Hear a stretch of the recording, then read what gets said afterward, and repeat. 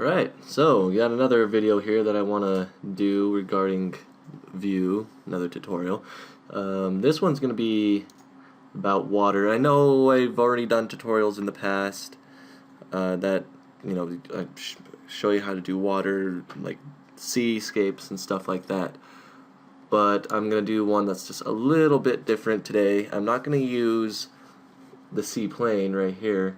Instead, I'm going to make the ocean from a procedural train, which I already have here. For now, though, I'm going to hide it. I don't want to use it just yet. And then, what I'm going to do is I'm going to load the water plane real quick. I'm going to bring it up to my camera just a little bit closer. Let's see, right here, a little bit higher. There we go.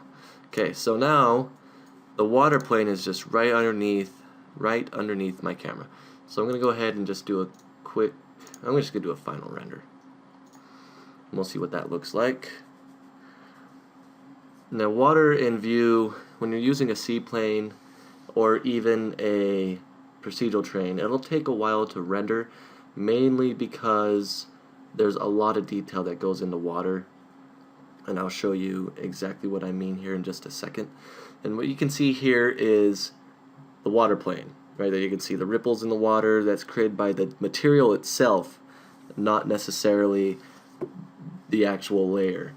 That looks all good and dandy and all, but what I'm going to do is we have this rendered out, we have all those nice ripples, and granted you can get some really good looks, some really good scenes using the water plane. A lot of people use it, and that's perfectly fine. I mean, that's why Eon put it in there, so people can use it. I'm going to go ahead and edit the material that they use, and what they use is the default physical seawater, which you can use anytime you want on any material for any scene.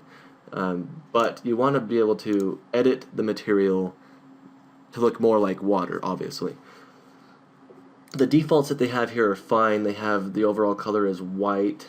They have a bump that creates the ripples in the water. Right now it's just displaying bump. It's not a displacement map. I'll show you how to do that earlier or later on, I mean. The one thing that you want to fix is the highlights. The water is reflective and it's also transparent, and it also has, like, when light hits it, it shines and it's bright and everything. So they have the highlight global intensity here. I typically boost that all the way up to like 100. That makes this spot right here in the material, you can see that as the light that's hitting it, and it's kind of bright. Sometimes it's brighter depending on the time of day. Right now it's bright enough for what I need. Next is the global size, and water reflects light and it shines. Like, you can literally see the reflection of the sun, exactly how it looks in the sky most of the time. And I like to boost that up even past 100. I like to go to 200. You'll see it go away here. That's because it's really shiny, but you'll see it reflect in the render more so. Next is the anisotropic highlighting, and what that does is, I'm going to bring this down to 100 real quick. And if you look at the highlight here, if I bring this really high up, it wraps around the entire material. And what that will reflect in your render is the sunlight, or any light that hits the water material, will be shown across the entire render. So I'll quickly show you an example of what I mean. So this is with 0 anisotropic highlighting. I'm going to bring up the angle of reflectivity here just a little bit, and I'm going to go ahead and render a portion of the scene, not the entire scene. I'm just going to render this part right here. And what this will show is the sun and the water and what it looks like when it's being hit. So we have the light, and I'll compare it with the other render here. So we have the light being shown right here. This is what's being, when you go to the highlights, this is the brightness and the shininess and the anisotropic. So when you look at, maybe I should have done one that's a little bit different besides that. And then if I bring up, and you might have to be closer to the plane itself for it to work, but we're going to give it a go. We're going to bring up the entire length of it. And I'm going to play, oh, you want to make sure that you're playing around inside of the water material and not the foam. You can actually delete that because we're not going to need it for what this tutorial calls for. And then I'm just going to bring it all the way up. And I'm also going to, let's play around with this a little bit more. I might have to bring it down or bring it up depending. I might have to bring it up. I'm going to bring it up to about 74 to 72. We'll try that. And then we'll do another render real quick. So that's what we had last time. I'm just going to do another quick render in that same area with a higher reflective angle and more anisotropic highlights.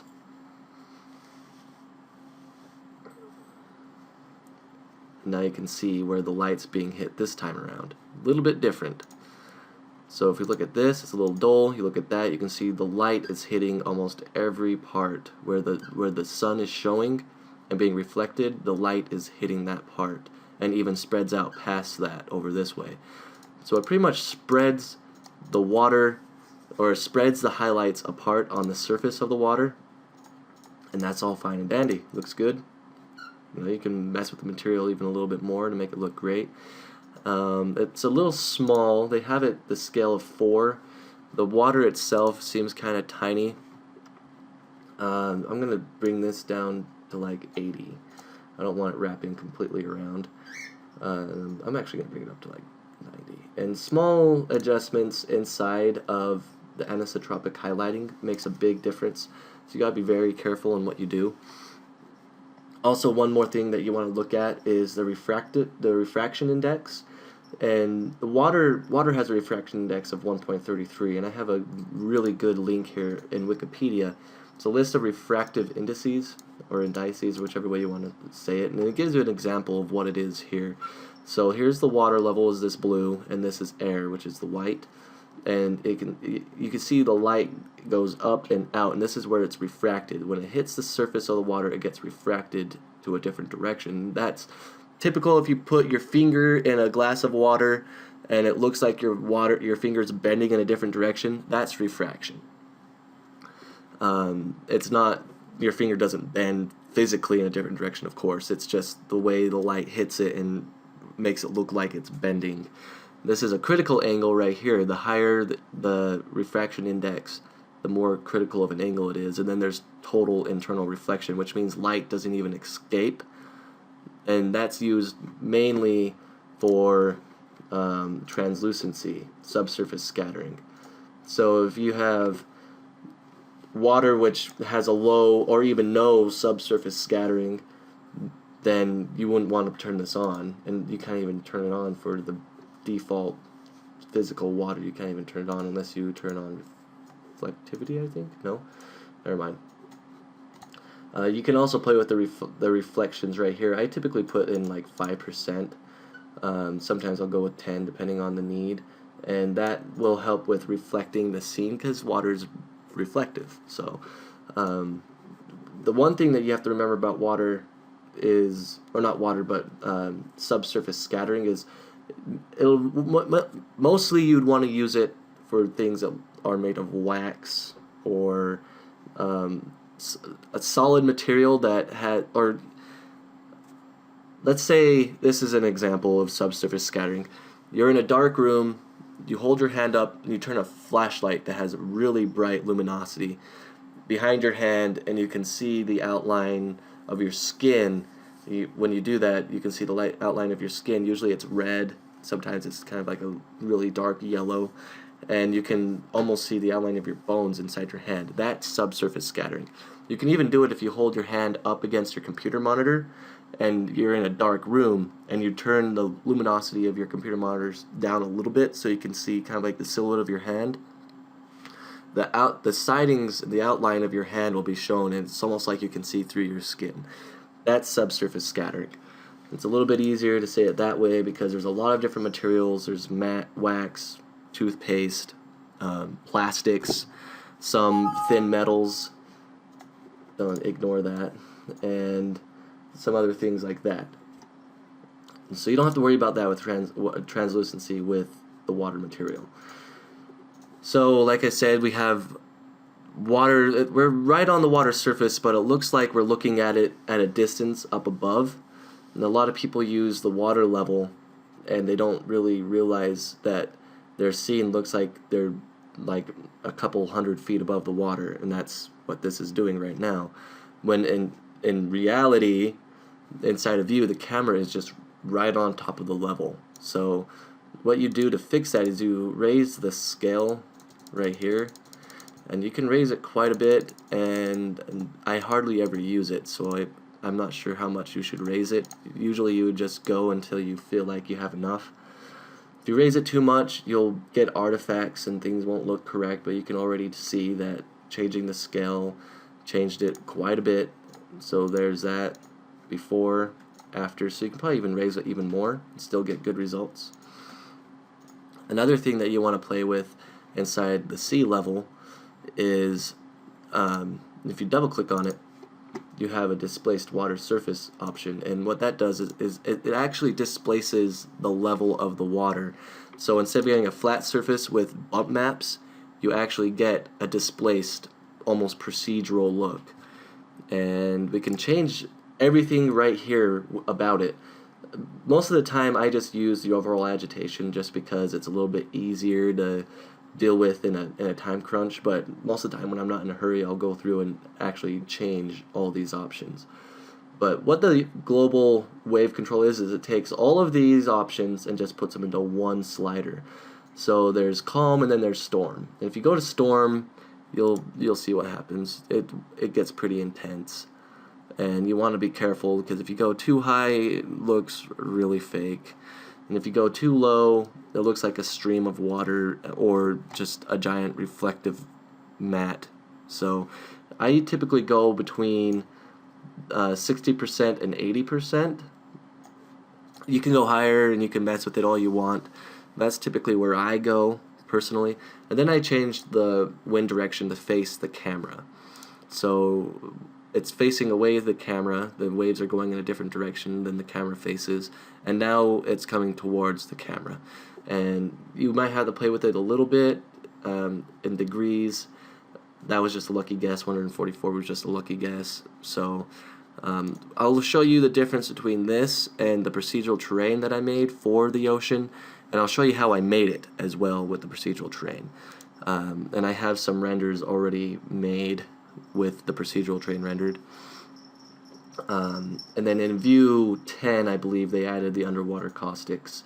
Can't remember if they just barely added that or if they added it in other versions, but there's also that. And I'm just going to make sure, I'm going to turn reflections down like 1%. I don't want it to reflect too much. And I'm also going to change the transparency a little bit. In view 10, they added the physical transparency, which if you uncheck, I remember if you uncheck, you actually get the option of enabling subsurface scattering. This can increase render times. You can get away with not using it, and your water will look just fine. You just got to play with the murkiness and the fade in and fade out color, or fade out and light color, just like in older versions of Vue. And I find that even if you have yeah, see, you can enable that. Sorry, I got sidetracked. Even if you have no physical transparency or even variable transparency checked, you can still change the slider and you'll still get different results here. So what we're going to do is I'm going to get a darker color here, not as vibrant, but a little bit darker. So we have that. So now it's not as bright, not as blue. And change the light color. I just like changing the defaults a little bit just so I can see what different results I get. Could be a good practice. You might want to play around with doing that as well. And I'm just going to make this a little bit darker. I like the fade out color to be really dark. You get a more natural looking water material, in my opinion. I could be wrong, but that's just what I like. You can change the murkiness, and if you change it too much, you'll actually get water that looks muddy, depending on the colors you get, or they'll just look like it's a very matte surface. You don't get any of that transparency that the water has because it's just too murky. So I don't ever raise it. I don't ever try to raise it above 60% unless I know I need it higher. Sometimes I'll even go down to 20% or even lower, like 10, and that'll give me enough murkiness where I can see the transparency in the water, but it doesn't look matte. It doesn't look like it's it doesn't look like it's mud. So you just gotta play with that a little bit to see exactly what it is that you need. And then I'm gonna change the reflective angle here to 50%, just because I don't need it being reflective all the way to my camera lens. I just want it a little bit. And you can see there what we have. And I'm going to change the highlights even more, back to 200%. So there's that. Now we have it really shiny on the water surface. Matter of fact, we probably don't have enough there. I'm going to change this to 200% as well. And I'm going to raise the reflective angle one more time, just because changing the highlights made it a little bit too different than what I wanted. 50%. You can tell pretty well off of the preview window here what you need and what you want with the water. Okay, I'm going to go ahead and render this out, and we'll see what it looks like. Okay, so I forgot that even with the water material, it does have its own bump maps still, even with displaced water. I'm not sure how big of a difference it makes, but it's kind of chunky here. We are getting the highlights we want. I might lower it down to even lower than 200%. We're getting the highlights, we're getting the anisotropic highlighting here. It's bright, but it's a little bit too bumpy and rough, and it could just be the final preview or the final render setting didn't do enough anti-aliasing. So I'm just going to go ahead and I'm going to lower the bump inside the material here, because you don't want the bump to come from the actual water material. You want it to come from the waves that you're using with the water itself. So I'm going to lower it to 0, and I'm going to lower the highlights to maybe 120%. So they're kind of coming back there. We have it coming back here. If it's too shiny, you won't get enough spread on the water surface, so you got to be careful. You might even get away with 100%. Yeah, it's coming back there. All right. And I'm going to use a different render setting. I'm going to use that, and we're going to render. Alright, so we have the scene here is rendered out. You can see the water that we have, and it doesn't look nearly as bad. So that made a big difference from this to that. So the water, you can see the light water right here, and then of course the further it goes down, the murkier it gets. So that's what we want. The highlights are perfectly fine with me. Some good anisotropic highlighting going on as it stretches across those waves. They're bright and well lit. This part right here is actually a wave. It's really hard to see in 2D as a 2D still render, but it's actually a wave right there. That's why you don't see as many highlights right there. So that's good. That means that we have some good displacement going on. You can actually see the waves rising up out of the water in these areas as well. So now that we have a good render here with water, I also have another one that I made off of a procedural train right here. Given the different reactions and the different placement of materials and stuff like that, you can get good results with either or. You might get better results with that, or you might get better results with this. But with the procedural train, you do have a little bit more control over how you would like your water to look. And that's mainly what this tutorial is supposed to be about. We had like a good 18-minute introduction on why we would use this in some cases instead of using the water level or the water layer, the sea layer, whatever. So I'm going to go ahead and close this. I'm going to take away the sea layer, and I'm going to bring back the procedural train that I had made here, and I'm just going to get my camera level with where I had it before. Just back down to like right there, and that looks good. We have exactly what I had set up before. I'm going to go ahead and go inside the procedural train. You can see what we have here. So this is what we have, and before you do anything, I recommend making your terrain. So I'm going to hide this one more time. The way you begin is you load up a procedural terrain like normal. And it's really tiny, and I have this sea level, or this sea terrain, huge. And I recommend scaling it first. So you can scale it first,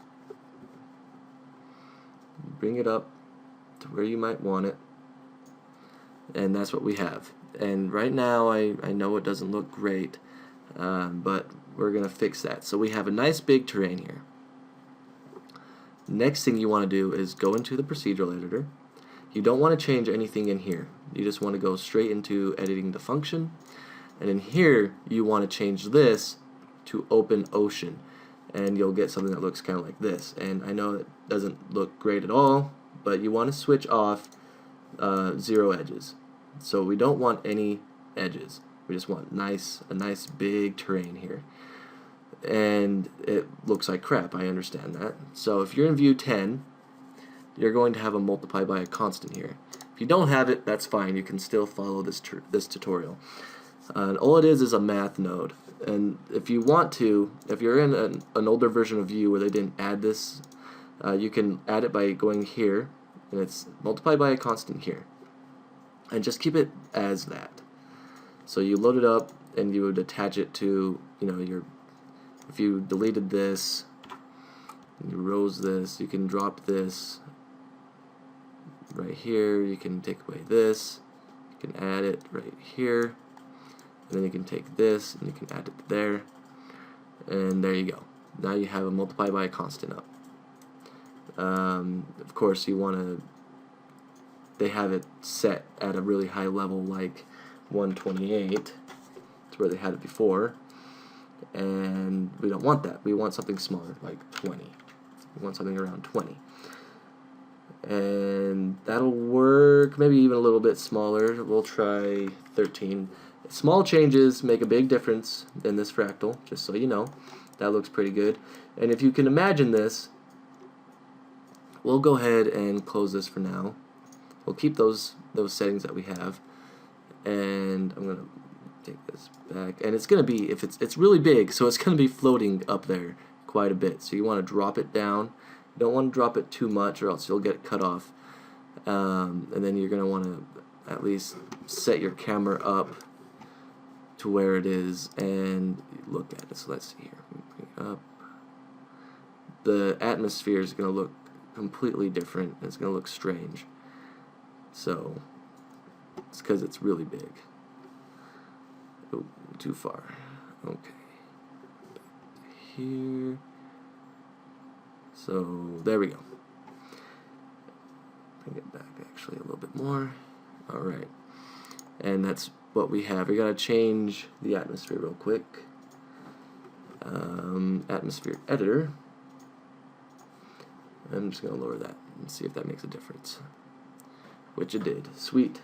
And then I'm going to go ahead and make this a little bit lighter, like right there, because those shadows are just a little bit too light. I'm gonna bring up the sky dome lighting a bit. I just want to get good lighting so you can see. Right there maybe? Okay. And then that is our terrain. Next thing you want to do is open it back up. So that's what we have. It's a huge terrain. These are huge waves. We don't want huge waves. So we're going to go back in and edit the function. And what we have here in the open ocean, there are these different options that you have. Obviously the largest and smallest feature, which you can play with. We have these huge waves. Let's go ahead and lower the largest feature. You can go pretty far down there. So we're going to lower it to about 0.3. Really? Really? Really? It's a good thing I saved it. Okay, let's see. Where is it? Okay. Ocean scene.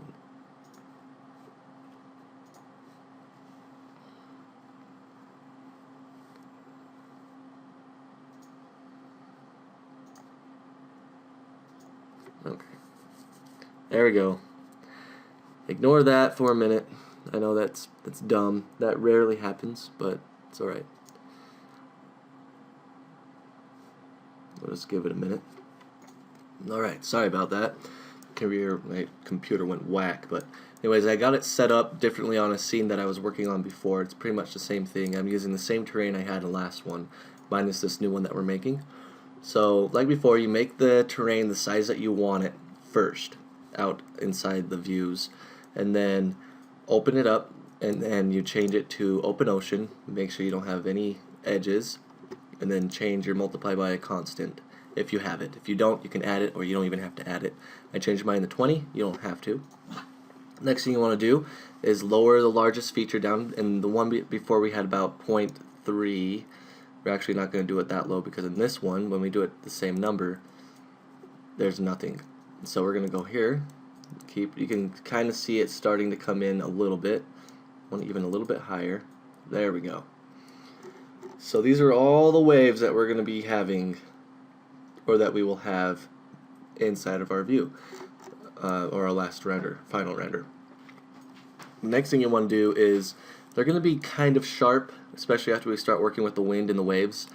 The smallest feature is something inside the open ocean that you don't want to use a lot of, because your water is going to look so fake with it.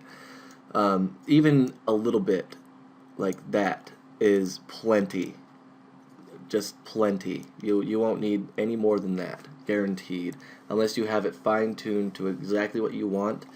In my experimentations, any more than 0.0006 makes it look really weird, and it's not enough detail. So any more than that, you probably won't have enough detail. But it really depends on what you have and what you're looking for. Next thing is the wind. Of course, that is pretty much self-explanatory when it comes to direction. Right now it's facing, I don't know which way it's facing, it's just kind of all over the place, but you can change it. Now it's facing one direction, now it's facing that direction, and you can just kind of play with it however you want, get the water waves to face in a direction that you want. So like maybe right there, or maybe right here. This will work just fine. Next is in the intensity.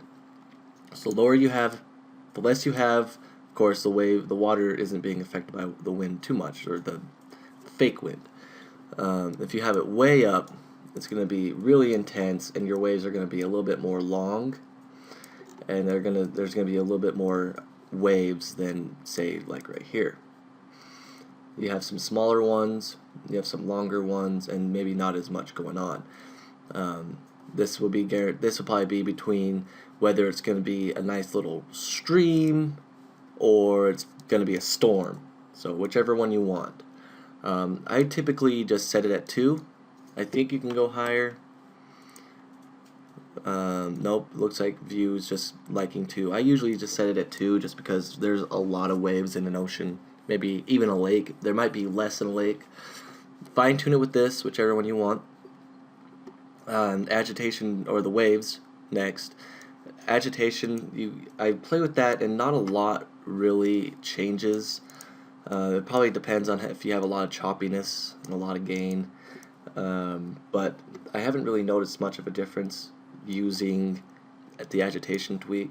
I typically set it all the way up to 2 anyways, and I don't see much of a difference, but maybe we'll all learn something in this tutorial here.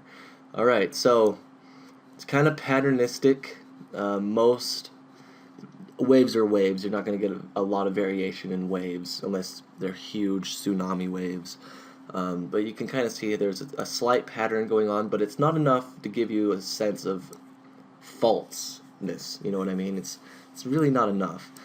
So it still looks good. It looks like something that we can all agree on. So let me go here. I'm going to look at it going down the line here. So this will be the lower end of the wave and the upper end of the wave. Right here. Upper end of the wave, lower end of the wave, upper end of the wave. I'm going to change this a little bit. Maybe we'll get a little bit more wave in between. That's exactly what I want. Next is the choppiness. We don't want it too choppy. Of course, if we don't have it choppy enough, it doesn't look real. waves are, they're a little choppy, not all the way up to 1 maybe, but they have some height to them. So we're going to set it to maybe 0.78, and then we're going to mess with the gain. And if this is the gain like in everything else. If we have a high amount of gain, bam. If we have a low amount of gain, we have bam. So we just want enough to give us some waves and enough to make it look real. So you gotta also be careful, because if you play with this, you'll get these black streaks on the top. Those are just flat points, and the fractal, they're actually hitting their limit. You want to be careful, because those actually turn out to be flat in the render as well. So you got to be careful not having too much gain and too much choppiness. So we're going to raise it a little bit more. Maybe a little, oh wait, no, that could work. I'm just going to raise the resolution real quick, just to see what we have. One more time. Okay. Well, that's what we have. We can lower the choppiness. And, alright. It's looking good.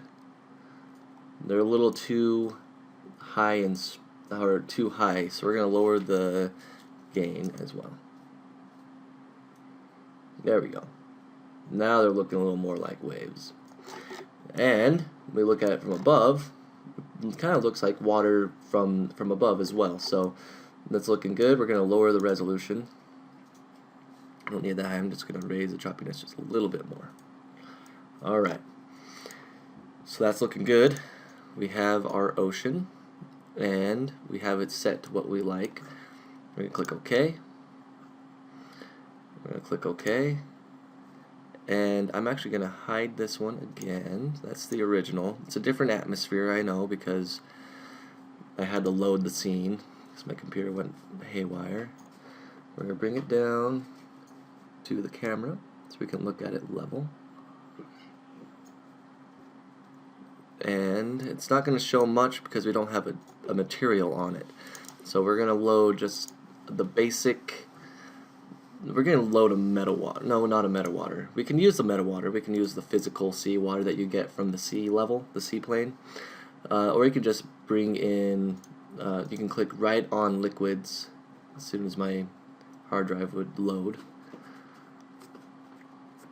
And you can use the clear water. The reason why I recommend the clear water, or even the blurred water, but the reason why I recommend the clear water is because there's not a lot of bump to it. You don't have to worry about it too much. It doesn't really hinder the scene, and it's clear. Like literally, there's a little bit of color tinge to it to get the blue, and other than that, it's reflective at low angles of incidence.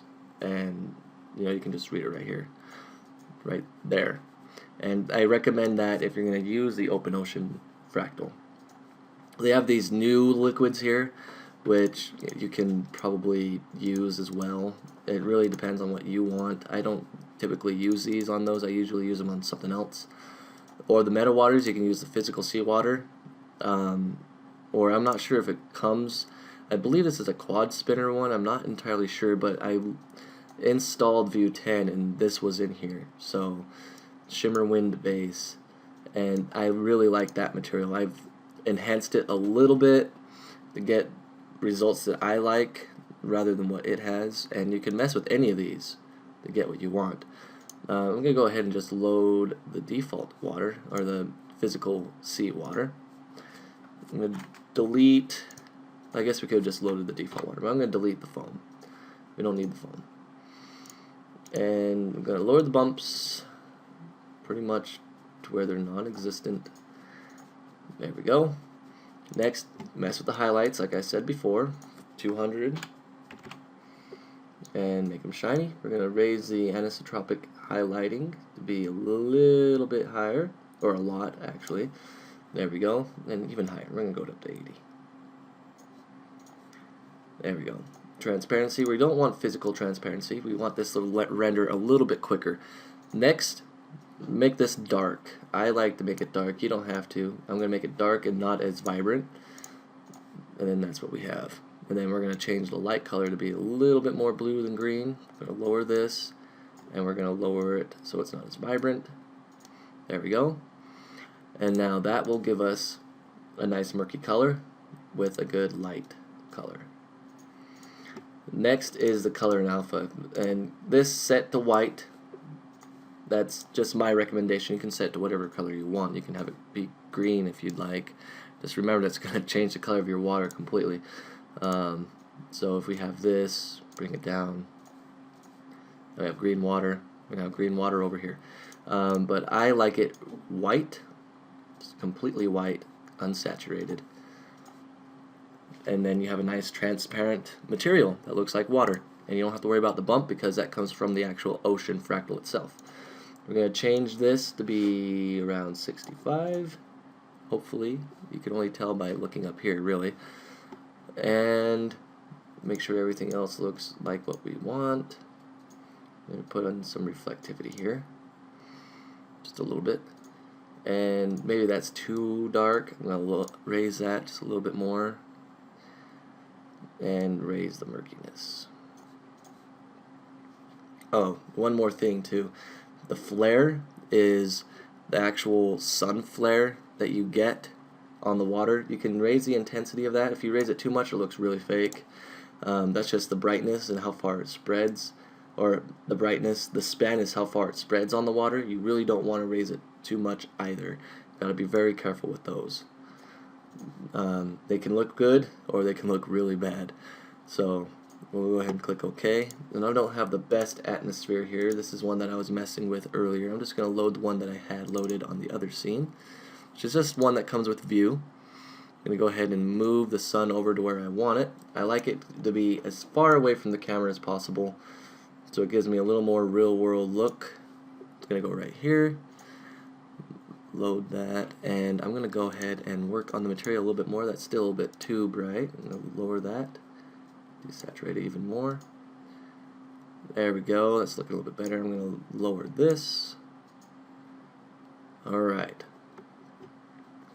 We don't want it too murky, actually. That's probably a little bit too much. It's looking like mud over here. There we go. Alright. And the reflectivity, or the angle reflection, we'll raise that, and we'll also raise the sun itself. There we go. And now that is our ocean. We're going to go ahead and render. I'm going to do a final render. The user setting I have right here makes it look really good for water. Go ahead and use final. If you don't have any other render setting that you prefer, you can actually use superior, and it should render pretty quickly. Granted, it is a procedural terrain, so be careful. I'm just going to go ahead and do final and render it out. Alright, here's the final. And I lowered the lighting a little bit. I have the option here to relight it after it's done rendering. That's an option in view 9, I believe. But this is what I have set up on that procedural train. The highlights aren't nearly as great as I thought they'd be on it, but that could just be the reflectivity isn't set at the right angle to get it. The sun might not be high enough in the sky. Either way, you get some really good high resolution renders using the procedural train and the Open Ocean Fractal, and you can get good results, you know, using that or using that. It really depends on what your needs are. So my needs are customizability, I guess would be the word. So this as opposed to that, and you know, you get good results either way. I kind of like the results you get more with the Open Ocean Fractal rather than the sea level. Granted, the sea level spans across the entire terrain surface that you can work with. This you have to scale and set up separately in different areas. So there's some pros and cons to it. The major pro to using the Open Ocean Fractal is that you can go into it and you can combine it with other fractals, and it might not make sense to do it, but you can add a combiner node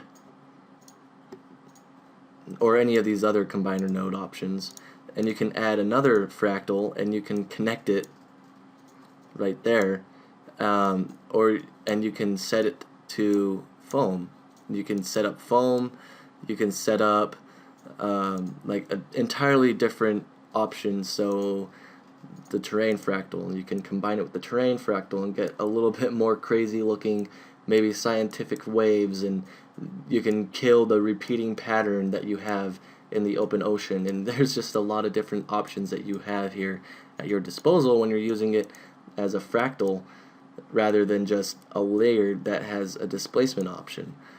And not only that, but you can use it for terrain purposes as well. You can turn it into a nice little swamp area. You can set materials like a rock or grass material at high altitudes, and you can have a water level that comes in and it just looks like waves swept over a swamp area, or sand, and you just have a lot of different options that you have using the Open Ocean Fractal. And there's a good reason why it's in here. It's not just in there to look pretty and be worthless all the time. And there's, as like I said, there's pros and cons to every fractal that you have, and there's always different options you can choose. And I recommend using the Open Ocean Fractal just for those options. You have enough repeating pattern to look natural, but it's still at the same time a little bit different in areas, and you can easily change the way it looks right here. Another thing you can do is you can lower the scale, so you can have more waves or smaller waves, or you can raise the scale and have bigger waves. And you have to be careful though when you're raising the scale and lowering the scale. Remember, the fractal has its boundaries as well, so you don't want to change it too much, because if you do, like right here, these are those flat areas I was talking about. These marks right here where it's hitting its peak. You can lower it more.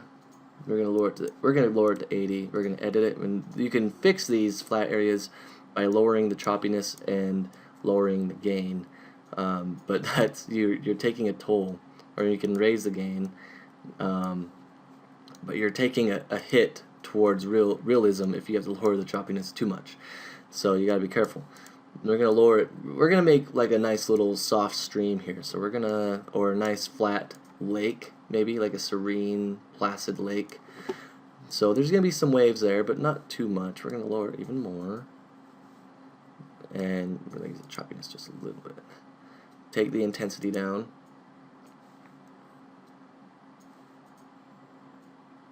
You can see where it's hitting now. You gotta be careful, like I said. You just gotta be careful. Lower it even more.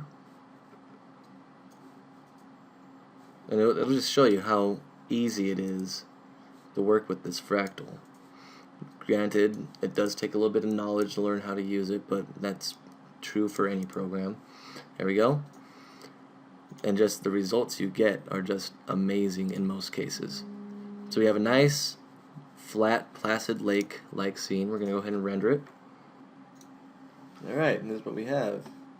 Got some sunlight hitting here. These are actually the flat points in the fractal that I was talking about earlier. So we'd have to play with it a little bit more to get the results that we like. But you can see that using the Open Ocean Fractal that you can get entirely different results depending on what you want. Of course, if you take the time, not just me, but anybody who uses it, if you take the time to create exactly what you want, you can either do it using the sea level or the procedural terrain, and you can get good results either way. So I'm going to show you the scene that I had set up before. I'm going to delete this, and I'm going to make that viewable. Things have changed a little bit since I had to reload an atmosphere. I'm going to load up the one that I made for it specifically. Was it try this? Or let's see, I'll just load that one. Try this. Yeah, that's close to what I had. So I'm gonna bring this out, place it right there because that's where I want it. Let it load first. Okay. Lower it. Gotta be a little bit darker than that. Lower it even more. I think it was pretty much hidden by the time that I got to where I wanted it.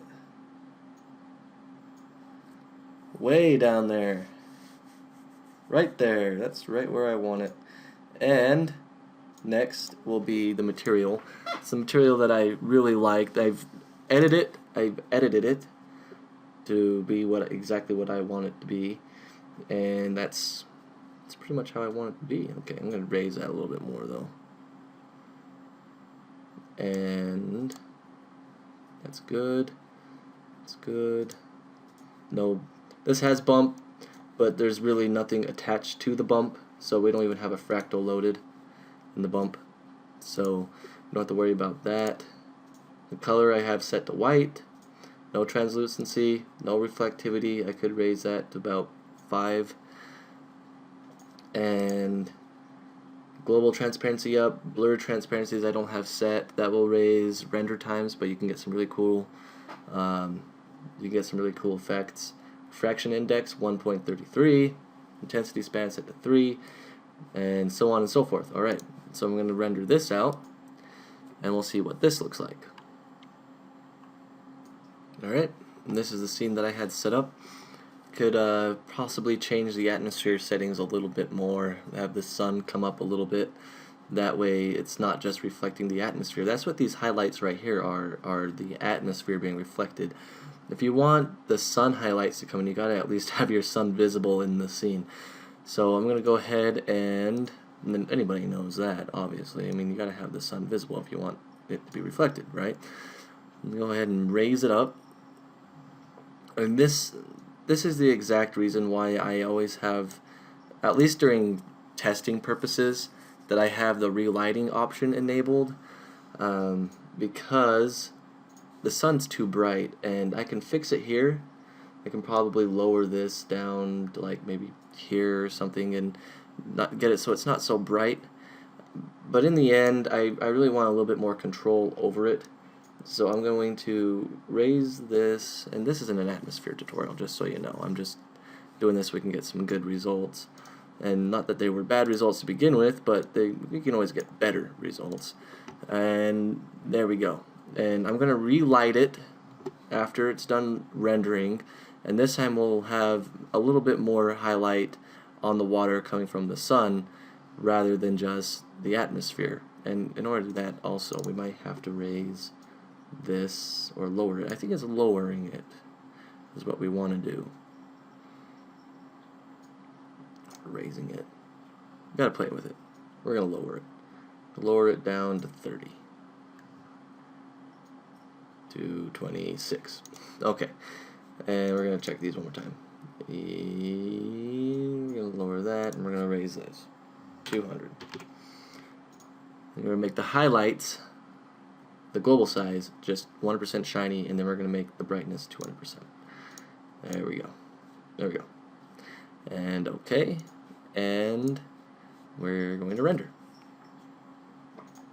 Alright, and that's with the sun higher, and now you're getting the highlights from the sun here, not just the atmosphere. So that's how that would work with the Open Ocean Procedural Terrain.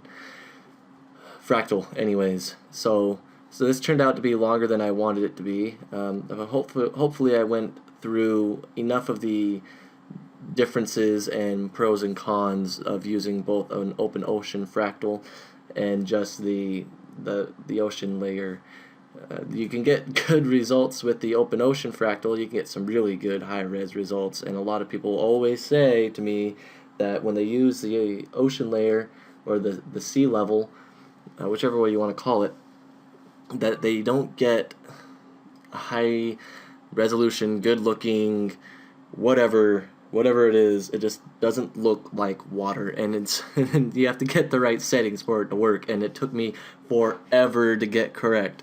So if you don't get it on your first try, don't be afraid, because it took me well over 1,000 tries, literally, and it took me well over 1,000 to get it down to where I was like, you know what, that looks good and I can live with that kind of thing. So that's what you could do, and those are the differences. And I really hope that you enjoyed this tutorial, mainly learned something from it. If you learned something from it, then my job is done.